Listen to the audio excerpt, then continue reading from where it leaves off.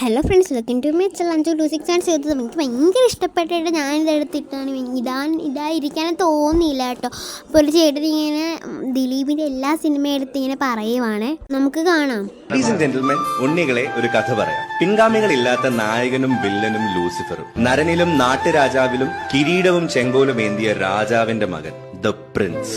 എന്നും എപ്പോഴും ഈ വിസ്മയത്തിന് പ്രജയോടൊപ്പം ദേവാസുരന്മാരുടെ മിഴികളും സാക്ഷിയായപ്പോൾ കുരുക്ഷേത്ര മുതൽ അക്കരെയുള്ളവരെ പോലും വിസ്മയത്തുമ്പത്തിരുത്തിയ പവിത്രമായ ഈ നടന സർവകലാശാലയെ, ഈ വാലിഭനായ ഗ്രാൻഡ് മാസ്റ്ററിനെ, ഈ മോൺസ്റ്ററായ ബിഗ് ബ്രദറിനെ നമ്മൾ സദയം പ്രണയത്തോടെ വിളിച്ചു കമലദളം ചൂടിയ ഭഗവാൻ, ദൃശ്യങ്ങളുടെ ഉടയവനായ ആറാം തമ്പുരാൻ, മാന്ത്രികമായ അഭിനയ രസതന്ത്രങ്ങളിലൂടെ ഇവിടം സ്വർഗമാക്കിയ അധിപനായ നാടുവാഴിയായ ദേവദൂതനായ ഈ അസൽ രാവണ പ്രഭുവിന് മലയാളി മനസ്സുകളുടെ തേന്മാവിൻ കൊമ്പത്ത് എന്നും ആറാട്ടാണ്. 20-ാം നൂറ്റാണ്ടിന്റെ തന്മാത്രയിൽ പോലും ചന്ദ്രോത്ത് കന്മതമൂറും രസങ്ങളുടെ രാജശില്പിയായി, ഉസ്താദായി, അറബിക്കടലിന്റെ നരസിംഹമായി താണ്ഡവമാടുന്ന ഈ മായാമയൂരത്തിന്റെ പടയോട്ടം അതൊരു ഇന്ദ്രജാലമാണ്. ഉയരങ്ങളിൽ നിന്നും ആട്ടക്കലാശങ്ങൾ തീർക്കുന്ന ജീവന്റെ ജീവനായ ഞങ്ങളുടെ എമ്പുരാന്, ലാലേട്ടന് വന്ദനം, ലാൽസന.